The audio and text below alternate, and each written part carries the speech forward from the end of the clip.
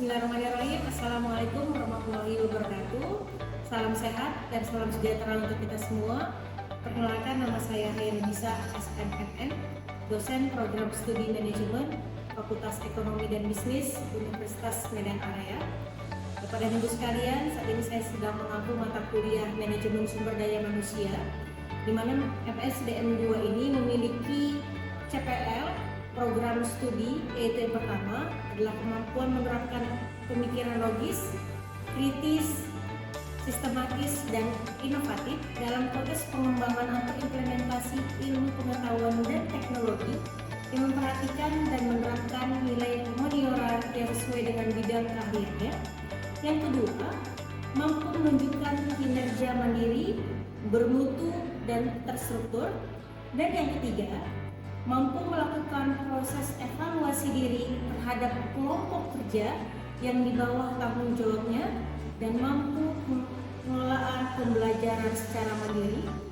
Yang keempat, menguasai konsep teori fungsi manajemen pada bidang pengorganisasian berbagai jenis keilmuan, yaitu manajemen budaya organisasi, manajemen pelatihan dan pengembangan SDM, manajemen kompensasi, manajemen karir, dan manajemen kinerja sumber daya manusia. Yang kelima, menguasai prinsip kepemimpinan dan kewirausahaan dalam tipe organisasi, riset operasi, dan statistik penelitian. Yang keenam, mampu menerapkan dan menganalisis pengetahuan konsep-konsep MSDM dalam mengelola SDM pada unit kerja atau usaha, perusahaan, instansi pemerintahan, atau lembaga nirlaba melalui proses efektif, efisien, dan produktif untuk menghasilkan nilai tambah.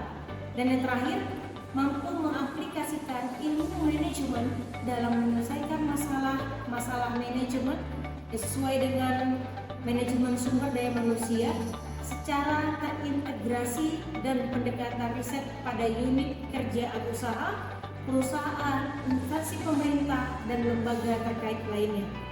Kemudian, manajemen sumber daya manusia juga memiliki capaian pembelajaran mata kuliah atau CPMK, yaitu yang pertama, mahasiswa mampu membaca tentang pengembangan sumber daya manusia serta pendidikan dan pelatihan. Yang kedua, mahasiswa mampu menjelaskan tempat, kondisi lingkungan kerja, penilaian prestasi kerja, serta mengembangkan sistem dan produktivitas. Yang ketiga, mahasiswa mampu menganalisa faktor yang mempengaruhi kompensasi, kepuasan kerja, pengintegrasian, serta motivasi kerja. Yang terakhir, mahasiswa mampu menganalisis kepemimpinan, persaingan sehat, konflik, serta promosi dan alasan pemberhentian. Untuk itu, manajemen sumber daya manusia juga membahas isu-isu yang terbaru mengenai bagaimana pengelolaan manajemen sumber manusia yang mampu meningkatkan kinerja para karyawan dan menghasilkan tujuan organisasi. Demikian yang bisa saya sampaikan. Semoga dari video pembelajaran ini bisa memberikan dampak yang signifikan terhadap pengetahuan, khususnya di mata kuliah manajemen sumber daya manusia, di mana juga menjadi salah satu syarat untuk menjadi sertifikasi dosen tahun 2025. Untuk itu saya ucapkan terima kasih. Assalamualaikum warahmatullahi wabarakatuh dan salam sehat untuk kita semua. Assalamualaikum warahmatullahi wabarakatuh. Waalaikumsalam warahmatullahi wabarakatuh. Selamat siang teman-teman semuanya. Siang, Bu. Terima kasih untuk hari ini. Salam sehat untuk kita semua. Sebelum kita mulai perkuliahan pada siang hari ini, mari kita berdoa untuk agama dan kepentingan kita masing-masing. Berdoa dimulai.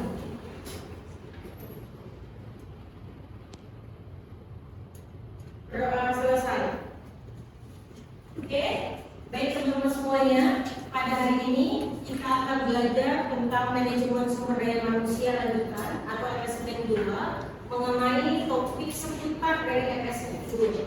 Di mana materi ini sudah disampaikan di MSDM 1, tetapi kita perdalam secara komprehensif di MSDM 2. Oke, teman-teman sekalian, lihat di sini ada design of formal system, di mana sebuah sistem formal yang diformulasikan terhadap organisasi untuk apa? Untuk adanya efektif dan efisien kepada apa? Kepada human talent atau talenta dari human resource management untuk mencapai goal organisasi.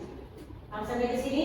Kemudian, how is he as manager? Apa yang harus dilakukan manager terhadap sumber daya manusia? Kita bisa lihat dari sini.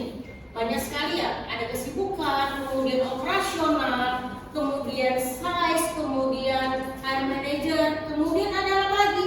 Manager akan membantu sebuah implementasi, baik itu controlling dan evaluasi.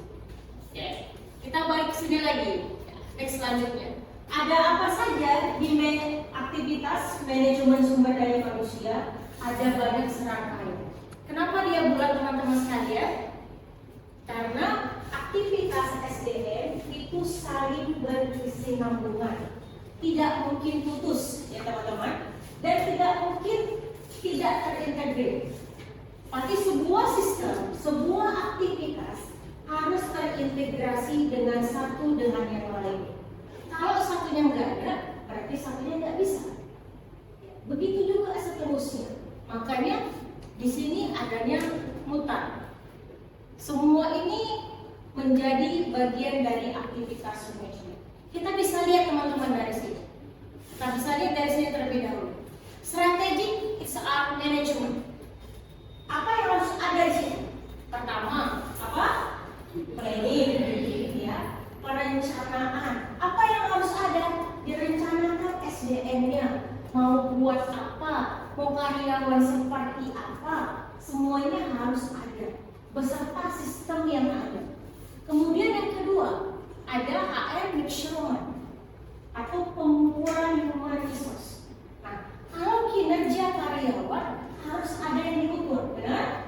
Kalau tidak ada diukur, maka kita tidak tahu apa yang mau dicapai ke depan. Tujuan apa yang mau dicapai, kita tidak tahu. Karena pengukurannya nggak jelas. Makanya dibuat sini harus jelas. Yang ketiga, ada HR teknologi. Kenapa? Karena perkembangan zaman saat ini menggunakan informasi yang cepat, informasi yang mudah, informasi yang bisa diakses kapan saja dan di mana saja. Makanya butuh teknologi baru. Di dalam perusahaan teman-teman pasti ada sistem yang namanya sistem HRD. Di situ dari input data karyawan, sistem penggajian, sistem rekrutmennya juga ada. Kemudian apa? Sistem pelatihan dan pengembangan karyawan, evaluasi karyawan, bahkan kepada mana? Kepada sampai apa? Kepada sampai keputusan karyawan. Apakah karyawan itu layak atau sesuai dengan kualifikasi dikembangkan atau tidak? Atau sudah diselesaikan saja? Artinya apa? Ada pemanggilan SP1, pemanggilan SP2, SP3, dan sampai akhirnya keputusan hubungan kerja. Ini semuanya harus kita rangkai di strategi HR management. Kemudian masuk kepada sini teman-teman, equal employment opportunity. Ya, equal artinya sama. Kalau di sini bahasa kita adalah setiap orang memiliki kesempatan yang sama. Ya, ingat, tidak boleh membeda-bedakan karyawan. Makanya kalau teman-teman mau kemana pasti punya tempat yang sama. Ada apa di sini? Sini banyak sekali ya teman-teman. Teman-teman bisa cek nanti, bisa baca di sini. Kemudian ada stepping, ya. Stepping itu penstapan atau mengelompokkan. Apa yang dikelompokkan? Ini ya teman-teman, ada job analisis yang harus dirumuskan. Kemudian ada rekrutmen, ada seleksi, harus dirumuskan secara bagus.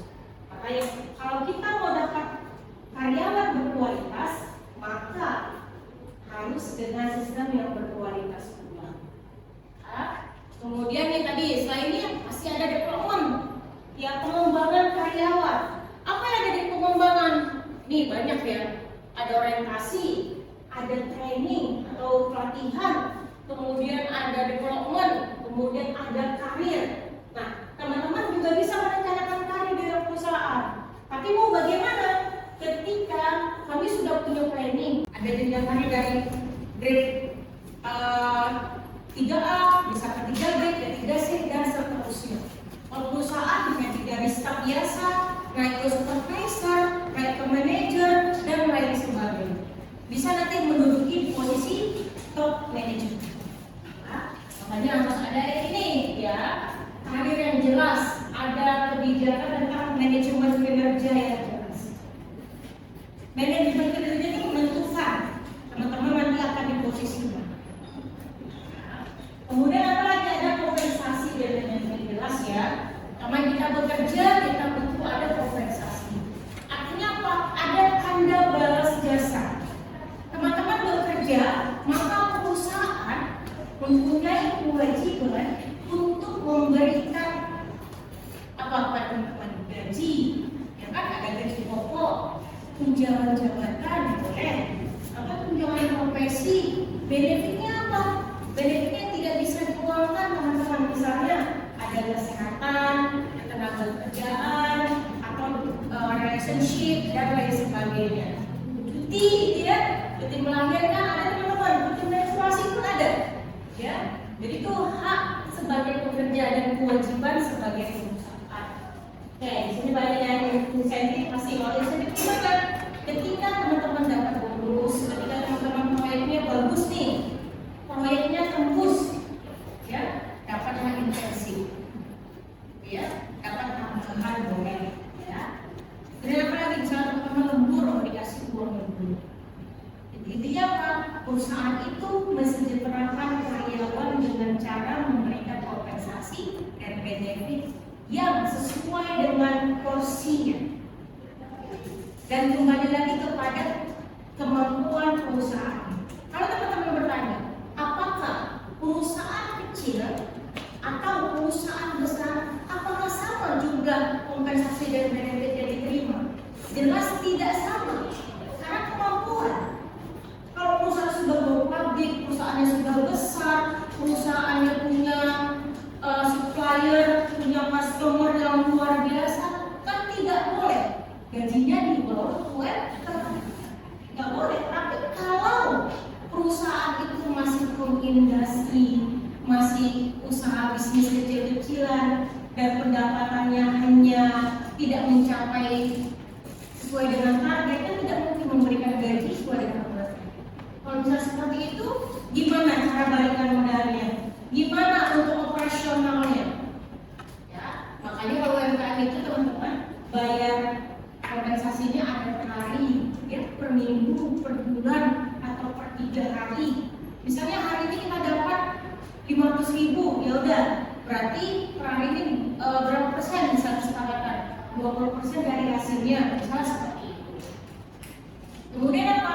Semua pendapatan yang ada di sini di dalam perusahaan tidak semua dibagikan kepada karyawan. Ada yang namanya pemberitaan, ada pembagian kepada stakeholder yang bekerjasama dengan perusahaan. Pasti sudah ada yang semua. Nah di sini health, safety, dan security atau istilah kita ada K3, ya. Makanya kalau teman-teman mencapai K3 ya boleh. Ada sertifikasi K3 untuk spesialis ini teman-teman sekalian. Makanya orang kerja terutama kepada K3 ini, pertama kalau teman-teman bekerja di proyek, tadi itu pasti pakai gunakan K3. Karena safety berbeda, safety. Nanti teman-teman akan dapat topi proyek, ya kan? Itu beda-beda teman-teman semua. Warna merah, warna kuning, warna hijau, warna apa lagi? Warna putih yang naik levelnya, gitu ya. Putih itu udah masuk mana? Supervisor, manager, kayak gitu ya. Nah itu sudah membedakan. Pakaian ini juga beda, pakaian proyeknya. Listnya juga berbeda. Jadi ini ada sedemikian rupa ya K3.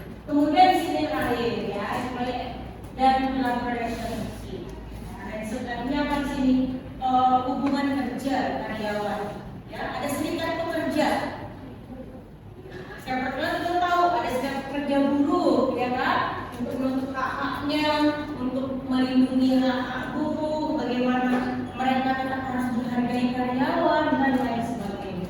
Semua ada di sini. Ini adalah alur atau skema dan sama dengan pimpinan perusahaan. Saya bilang, setiap manusia itu adalah aset terpenting di dalam perusahaan. Teman-teman semuanya adalah aset terpenting. Kenapa? Karena bisa dikembangkan. Teman-teman itu bisa dikembangkan. Manusia bisa dikembangkan. Tinggal bagaimana kita mau berkembang atau tidak. Itu penting. Dan dulu dan sekarang, dulu istilahnya ada manajemen itu ya, ada istilahnya dari mana? Dari SDM namanya, personalia. Ya, kalau teman-teman perusahaan pasti kata-kata tingkat kita atau orang tua kita, istilahnya personalia. Jarang mereka pakai HRD, apalagi SDM itu jarang. Karena memang sistemnya yang berbeda pada saat itu. Kalau sekarang sudah menggunakan sistem HRD atau bagian SDM. Kenapa? Karena kita fokusnya berbeda. Fokusnya berbeda. Kita lihat dari fokusnya. Kalau kita berfokus kepada employee fokus, kepada karyawan yang difokuskan, ada berarti kalau karyawan itu reaktif.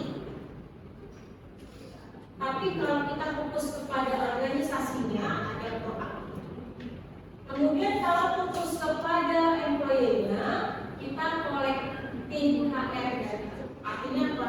Mengumpulkan data human resource, data sumber daya manusianya, data karyawannya. Awalnya mau dikembangkan. Ini fokus karyawan dan ke kita, bukan ke orang. Tapi kalau fokusnya kepada organisasi, artinya apa? Adanya matrix. Ada pengukuran yang terlebih dahulu. Disetor ukurannya, mau pakai apa cara mengukurnya. Kalau dia balik sini, respon terhadap tujuan, di sini kepada strategi. Intinya seperti ini teman-teman. Ketika kalau kita fokus kepada organisasinya, ingat, organisasi itu adalah ruang lingkup yang besar. Kelas ini besar, ya, itu organisasi. Kalau karyawan, personalnya, bisa bedain? Yang paling besar itu adalah kita, kalau kelasnya organisasi. Saya fokus kepada teman-teman. Kita mau kembangkan apa? Tetapi ketika nanti ada tugas mandiri, atau presentasi mandiri, ada ujian komparasi mandiri, maka yang saya nilai ada personalnya. Gimana? Misalnya Rahel bisa nggak menjelaskan tentang MSDM, tentang pengembangan karir, tentang training and recruitment, misalnya seleksi and recruitment? Bisa tidak? Saya fokus kepada ini. Tapi kalau dia kelompok besar, saya fokusnya ke mana? Bagaimana kelas ini bisa mencapai tujuan organisasi dengan penerapan pengukuran yang jelas? Contoh, seluruh kelas ini semuanya terpenuhi KPR-nya, ya. Sampai pembelajaran dari prodinya, misalnya harus mahasiswa bisa memahami pengembangan dan pelatihan karyawan, ya, bisa memenuhi namanya paham tentang kinerja karyawan, misalnya. Itu fokusnya kepada besar. Oke, kenapa bisa berubah? Yang jelas, kenapa bisa semua itu bergeser sistemnya? Karena berdasarkan apa? Aspek need assessment. Berdasarkan kebutuhannya. Kita tidak bisa samakan MSDM sekarang dengan MSDM masa lalu. Begitu juga MSDM masa lalu tidak bisa disamakan dengan perkembangan MSDM sekarang. Makanya ilmu MSDM itu sangat berkembang, teman-teman. Teman-teman di jurnal pasti banyak bahas tentang MSDM 2, berkembang terus ilmu. Selain ilmu sosial, maka strateginya, kebijakannya akan berkembang semua. Itu yang harus kita ikuti. Kalau kita kekeh terhadap dengan apa yang kita punya, kita tidak akan bisa berkembang. Tapi kalau kita riset apa kebutuhan masa depan, kita bisa berkembang. Oke, misalnya kebutuhan masa depan membutuhkan seorang individu kemudian cekatan di bidang teknologi, informasi, sistem, punya aplikasi, dan memiliki kepribadian attitude yang bagus. Kemudian memiliki pengalaman kerja di bidang HRD. Itu yang teman-teman capai ke depan. Tapi kalau cuma sebatas ya udah kerja aja, ya saya kira tidak perlu seperti itu. Ya, baik tujuan kita teman-teman berapa tahun setelah ini di sini, itu kan ada 2 tahun kurang lebih teman-teman di sini. Atau tujuan ke depan itu apa? Makanya pelajaran ilmu SDM itu akan sangat penting. Oke teman-teman sekalian.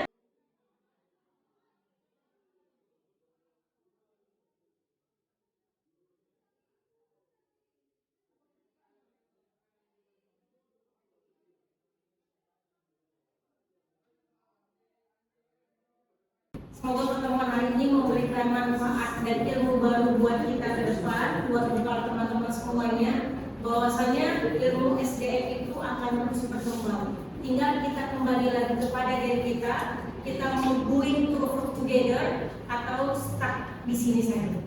Saya harap belajar kali ini bermanfaat untuk kita semua. Sebelum kita akhiri, mari kita sejenak menundukkan kepala supaya mendapat keberkahan ilmu hari ini. Untuk itu berdoa.